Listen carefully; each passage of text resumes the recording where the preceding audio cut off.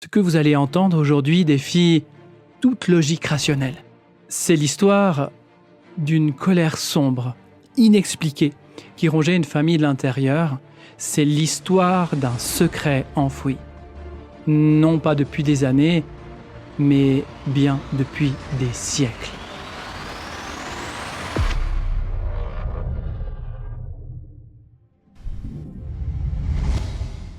Avant de partager ce récit, cette séance étonnante, je précise que j'ai reçu l'autorisation de la personne et que les prénoms ont été modifiés pour garantir leur anonymat.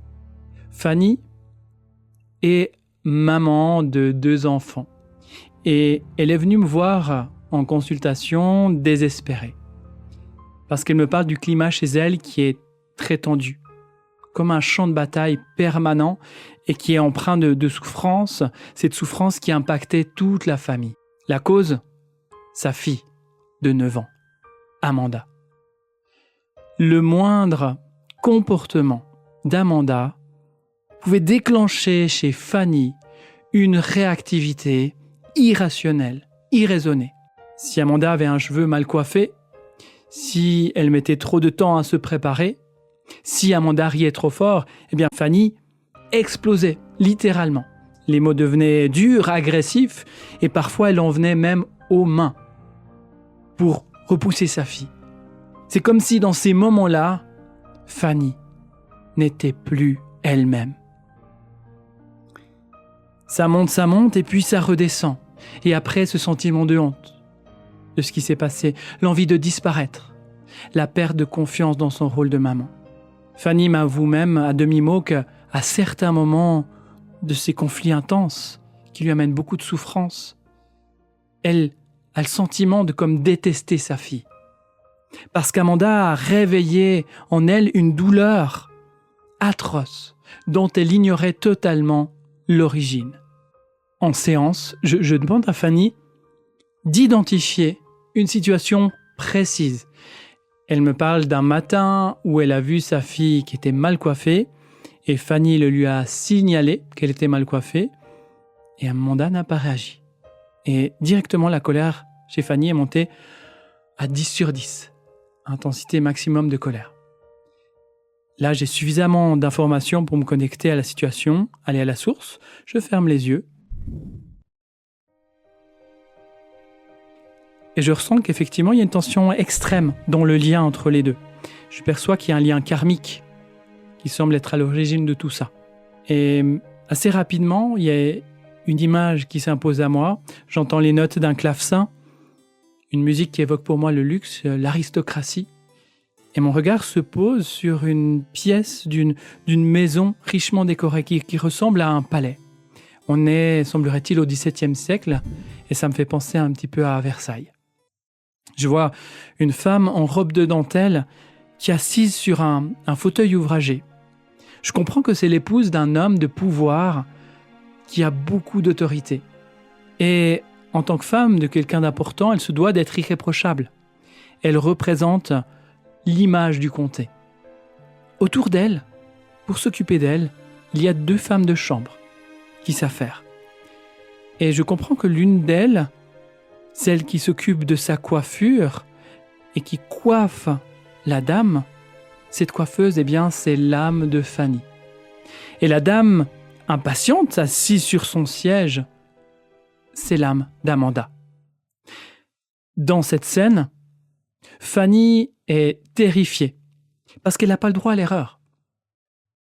Si la coiffure n'est pas parfaite, c'est pas la dame qui sera critiquée, mais celle qui l'a coiffée. Alors pour Fanny ici, l'enjeu est important. Un manquement, et c'est le renvoi, la rue, la faim. Et c'est comme si son cerveau perçoit ce rejet potentiel comme étant un danger de mort. Et pendant ce temps-là, la dame bouillonne sur sa chaise parce qu'elle déteste ce contact imposé qui dure souvent des heures. On la prépare. Elle s'agite, elle presse ses servantes. Et Fanny, essaie de continuer de la coiffer, étouffe sa rage, elle a envie de pousser sa maîtresse par la fenêtre, mais elle réprime cette envie. Elle a envie de garder sa place. Donc, elle bout intérieurement, elle s'oblige au calme. Et cette colère à l'intérieur, elle s'oblige à sourire. Alors que la dame refuse de tenir en place, Fanny, elle, doit garder son calme. Et je vois que la situation s'envenime. Le conflit éclate. La dame, qui est excédée, en a marre, se lève avant la fin de la coiffure et se dit « c'est très bien comme ça ». Et Fanny bascule dans la détresse et la supplie de revenir. « Non, revenez, il faut terminer ». Elle ne peut pas supporter les conséquences de sa coiffure qui n'est pas terminée.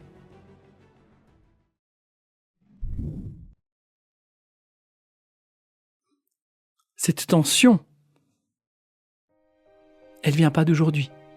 Elle est née il y a plus de 300 ans. Elle a traversé le temps et l'espace pour s'exprimer aujourd'hui entre une mère, Fanny, et sa fille, Amanda. Et grâce à la clairvoyance, grâce à la méthode libre, eh bien, nous avons pu accéder aux informations et puis à la libération. La libération des mémoires traumatiques liées à cette vie passée. Et là, au moment de la libération, eh bien, j'ai ressenti cette colère de plein fouet. C'était physique, c'est assez manifesté au niveau de la mâchoire et je sentais vraiment cette colère remonter très très fortement. En fait, toute cette rage qui était contenue.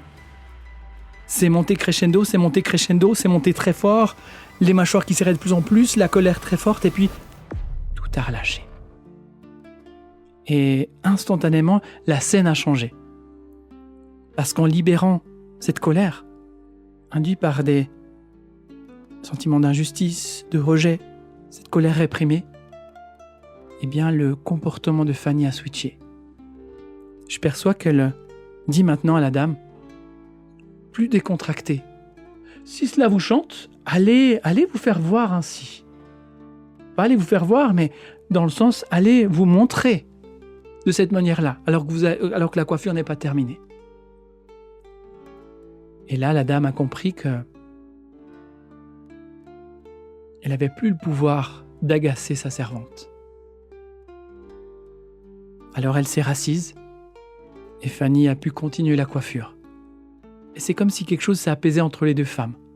C'est comme si l'ambiance s'est détendue, comme si une complicité est née. Je vois Fanny même commencer à plaisanter et la dame de rigoler, commencer à se taquiner. L'ambiance a complètement changé. La tension a fait place à la détente, à un moment de convivialité. Et ensuite, on voit que Fanny, eh bien, elle a retrouvé sa paix, elle a retrouvé la sérénité. Ensuite, c'est comme si je sors de cette vision, indiquant que la libération est effectuée. Et en retournant dans le présent, je demande à Fanny comment elle se sent. En repensant à l'image, la scène du départ, elle me dit qu'il n'y a plus de sentiment d'onde, plus de colère et un sentiment de légèreté. Au-delà de ça, elle a compris d'où venaient ces explosions. Elles n'étaient pas liées à cette vie-ci, mais héritées d'une autre incarnation. Et en libérant les mémoires traumatiques qui liaient ces deux codes d'âme entre Amanda et Fanny, eh bien quelque chose a pu s'apaiser. Ça s'est confirmé avec le témoignage de Fanny quelques jours plus tard. En fait, ça a immédiatement switché. C'est fou, mais genre c'est lunaire, Bastien. Il y a eu très rapidement, je crois dans la journée ou le lendemain, une altercation de type on se parle agressivement avec ma fille. Et habituellement, ça aurait été l'escalade et le chemin classique, hein, voilà, on se parle mal, jusqu'à se parler très mal, voire j'en viens aux mains. Et en fait, là, j'ai senti ce truc de ça monte comme un plafond, et ça redescend, et presque, j'ai un peu envie de rigoler, ou de voilà, Mais du coup, moi, j'ai lâché, elle a lâché, et ça a donné une scène du style... où je râle parce que c'est le bazar, je m'en prends un peu à elle indirectement, elle me reproche des choses. En fait, et puis d'un coup, je suis redescendu, je me suis dit, mais en fait, tu veux quoi? Tu veux juste qu'elle t'aide à ranger, là. Voilà. Donc, et en fait, ça s'est fait tout seul. J'ai pas senti le besoin ni de l'agresser, ni quoi que ce soit. Je lui ai juste dit, bah, est-ce que tu veux bien me donner un coup de main, s'il te plaît? Elle m'a dit, bah oui.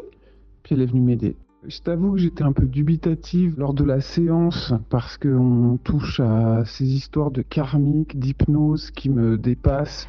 Mais voilà, là ça devenait concret et je me suis dit, bon bah laisse-toi porter, voilà.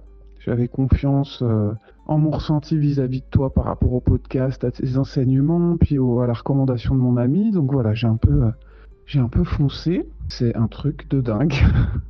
Écoute, c'est franchement bluffant. Enfin, c'est même hallucinant. Mais genre, j'étais hyper apaisé. Donc c'est fou. Ce récit témoigne d'une chose essentielle, importante. Nous ne sommes pas responsables de toutes nos réactivités. Parce que certaines réactivités, certains comportements, proviennent d'ailleurs. Nous sommes en revanche responsables de choisir ou non de s'en libérer. Cette histoire, c'est celle de Fanny, mais c'est peut-être aussi un peu la vôtre. Si vous ressentez cette résonance, si vous vivez ces colères qui vous dépassent sans en comprendre l'origine, sachez une chose, vous n'êtes pas une mauvaise personne. Vous êtes peut-être simplement en train de rejouer une mémoire qui ne vous appartient pas vraiment, une mémoire du passé. Et si le partage de ce récit vous a permis de voir vos propres réactions sous un nouveau jour, ou s'il a éclairé peut-être une zone d'ombre en vous, mis de la clarté sur certains aspects en vous, je vous invite à vous manifester en laissant un pouce bleu sous cette vidéo. C'est un petit geste pour vous, mais de mon côté, ça va m'aider en fait à partager ces clés de libération et que ça va aider à permettre à ce qu'un davantage de personnes puissent en prendre conscience. Donc important, ne restez pas seul avec ces tensions qui usent votre quotidien, qui usent vos relations. Parce que le changement, là, il peut être immédiat. Dès qu'on va à la source de la problématique, on peut s'en libérer. Alors, prenez ce temps pour vous. Cliquez sur le lien qui est juste là en description pour réserver votre séance et pour ensemble aller à la source de vos blocages émotionnels pour vous en libérer et quasi instantanément retrouver sérénité et la légèreté que vous méritez vraiment.